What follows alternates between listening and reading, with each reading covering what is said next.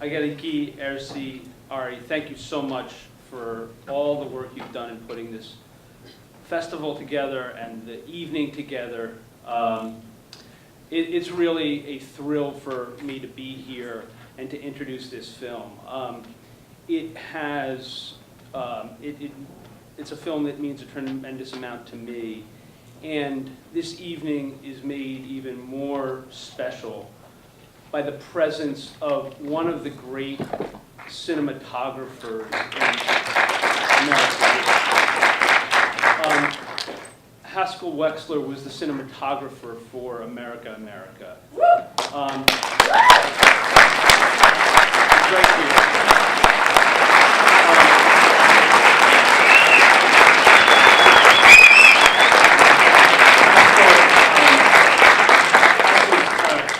Five-time Academy Award nominee and a two-time winner.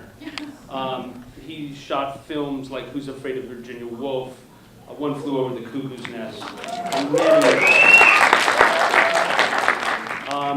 And after the screening, Haskell has agreed to stay around and answer questions, which is an amazing privilege and treat for all of us. Yeah.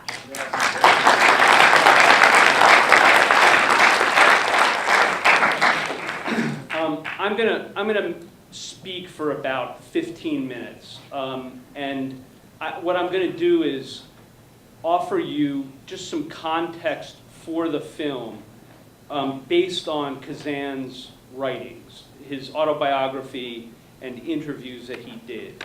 And I'm sure after the screening, Haskell will correct the record as he sees fit. So here we go, and I'm going to try to be quick but clear. So here. Elia Kazan was an Anatolian. He was a Greek from the rough, crude, feral central part of Turkey, and he immigrated to America when he was just 5 years old. Ultimately, Kazan lived the American dream. He assimilated to attend one of our nation's finest liberal arts colleges. He became a founding member of the historic Group Theater, and he went on to become one of the most influential directors in American history. Nevertheless, his psyche was forever marked by his sense that he was an outsider. The impact of Kazan's work on countless great filmmakers is undeniable. On the Waterfront, Streetcar Named Desire, East of Eden, America, America, of course, and many others have been a powerful force in the cinematic aesthetics of directors like Mike Nichols, Martin Scorsese, Francis Coppola, and many others. Perhaps there has been no better document to this legacy than Scorsese's beautiful documentary, A Letter to Elia. But that is not the subject of my remarks this evening, as it would not offer much useful insight into the specific power and value of the film you are about to see. Kazan also has a political legacy, and of course, there has been much discussion of his actions during the McCarthy era. But again, that discussion is not a particularly helpful introduction to America, America. The work by Kazan that offers the most insight into the legacy and artistic significance of this film is his autobiography, in my view, Elia Kazan, A Life. I read it for the first time 25 years ago when I was 25 years old. And I found it to be one of the most brutally honest and enlightening windows into an artistic soul that I'd ever, and probably would ever, read. Kazan was tough on himself and on his work. He had rigorous taste and aesthetic standards, and a deep desire to do important and socially aware work. As we prepare to watch the film in its 50th anniversary year, I will use Kazan's own words to create an impressionistic sense of the immigrant vision that underlies his mark on our culture. It is particularly resonant to focus on Kazan, the writer and creator, in this building. And America, America marks the shaping and birth of Kazan's literary voice.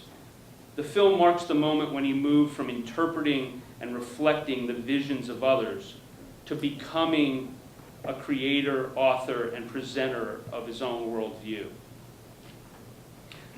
So here we go. A fez is hot, he writes. It doesn't protect the nape of the neck from the sun or shield the eyes from its glare. But all the Greek men of Turkey at the end of the 19th century wore them. Why? A captive people since the fall of Constantinople in 1453, their tactic for safety was to blend in with the Turkish population. Kazan goes on to describe how Greeks in Turkey survived by passing.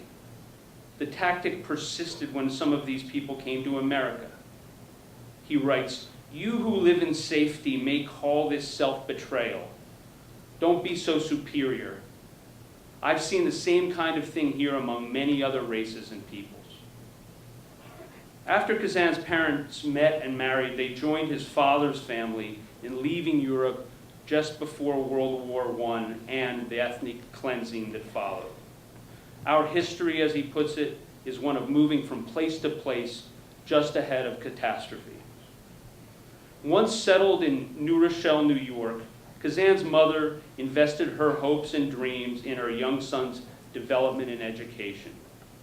While Kazan's father was brutish, abusive, pragmatic, and subsistence-oriented, his mother conspired with teachers to develop Kazan's intellect by placing him in private schools and exposing him to the writings of O. Henry, Robert Louis Stevenson, and Victor Hugo. Quote, "I learned that I could always find the comfort I needed in books." He goes on to say that he spent afternoons after school in the stacks at the New Rochelle Public Library reading books that might explain the intimate problems of his life, or in the movie houses. "Movies became my passion," he said. "They were dreams like my dreams. I didn't have money, so I found a way to sneak into Lowe's New Rochelle." At the time, the Lowe's theaters of the New York area were the cathedral of dreams for young Americans, where aspiration was projected on the screens daily for teenagers to absorb. While Kazan's father planned for him to join the family rug business, Elia, his mother, and his high school English teacher conspired to send him to college. Kazan's mother ultimately stood her ground against his father, and in spite of his father's wishes, he matriculated at Williams College. As he arrived there, he naively assumed that he had developed the skills necessary to passing and thriving among the Anglo kids who dominated the school's population. He writes, "I actually expected to be invited to join a fraternity. I can't say why I expected this, being what I was, looking like what I looked like, and having none of the popular attributes, but I did. I expected to be rushed into a Greek letter society. I waited for that. But for me, there was the sound of silence, which is a sound, as you must know very well if you've ever heard it, the sound of activity elsewhere, in the distance, echoes perhaps. That is all, whispers that drop away as you come closer. I've learned that when you don't make it, you don't hear the bad news, you hear no news." Now, looking back, I laugh and tell myself I was lucky not to be pledged. But how crushing that silence was in 1926. It hurt for 4 dark, cold years.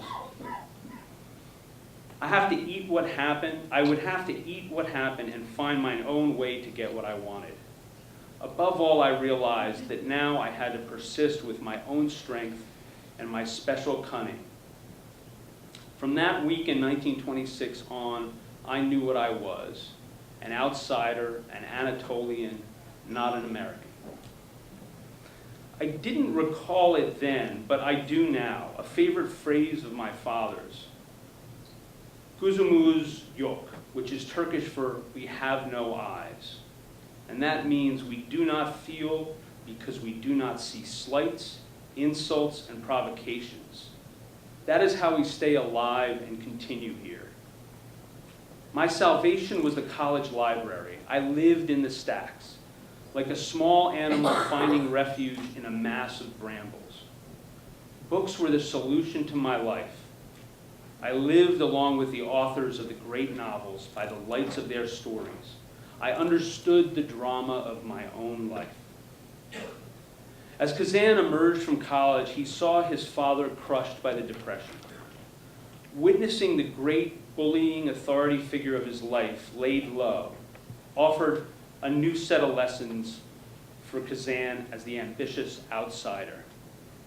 He writes, "The one thing any ambitious outsider cannot tolerate is to be trapped.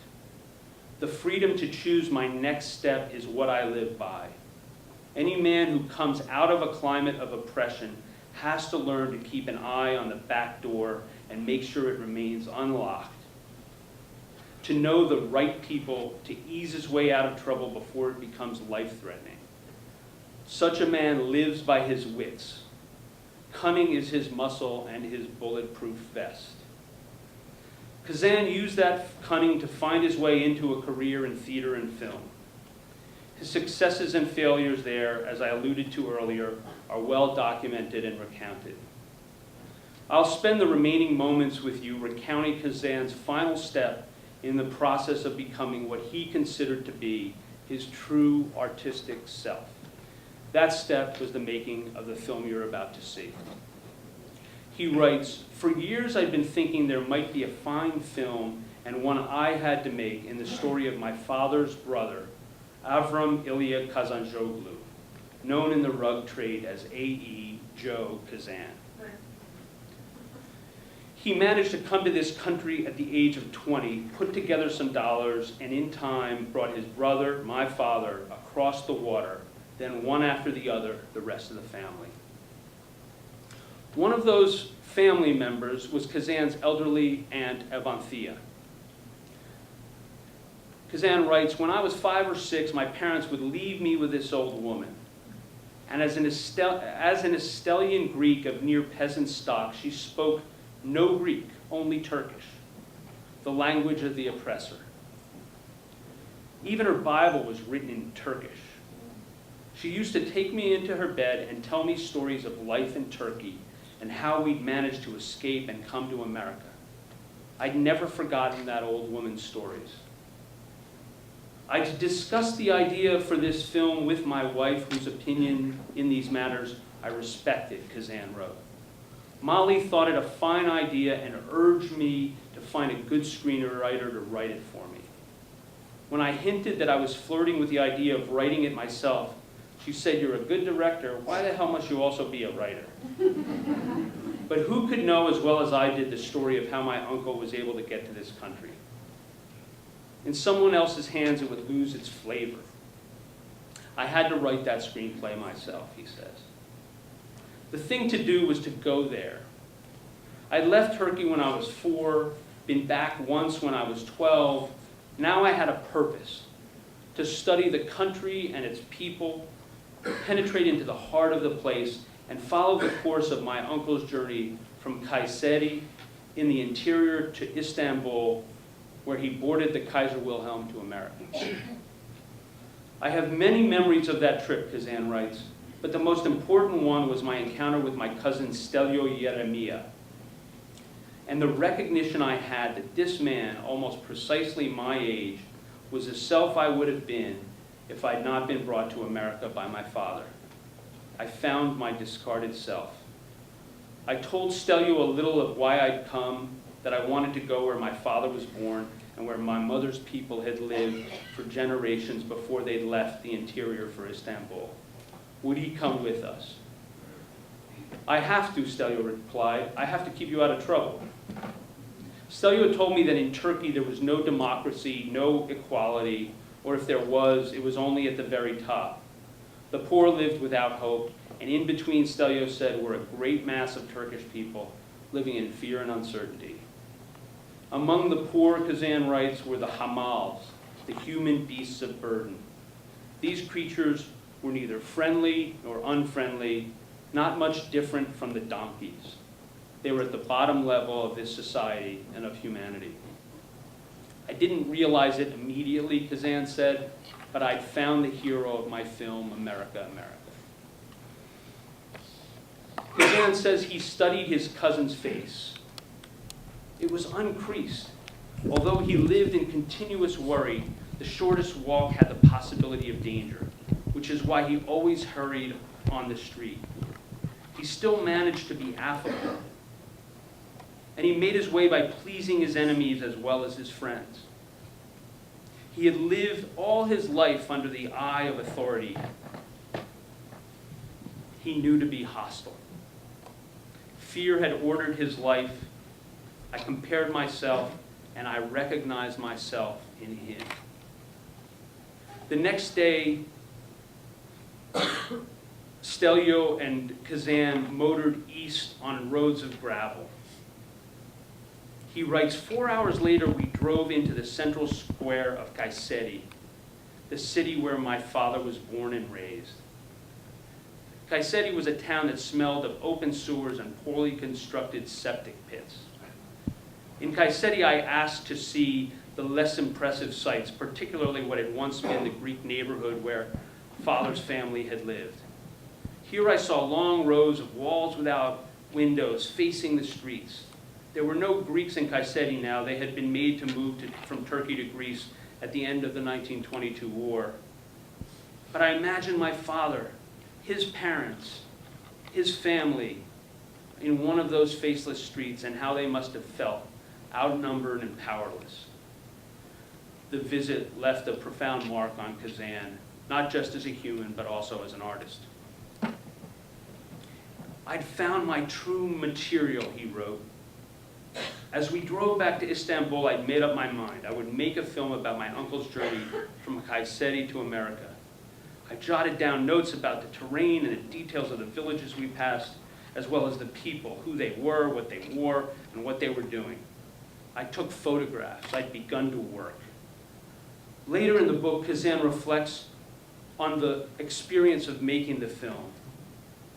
Waking in the middle of the night or at idle moments of distraction in my cutting room, I knew the truth, that during my experience with America, America, particularly in those months when I was overseas directing it and making all decisions every day, I'd felt totally myself in a way I'd never had before.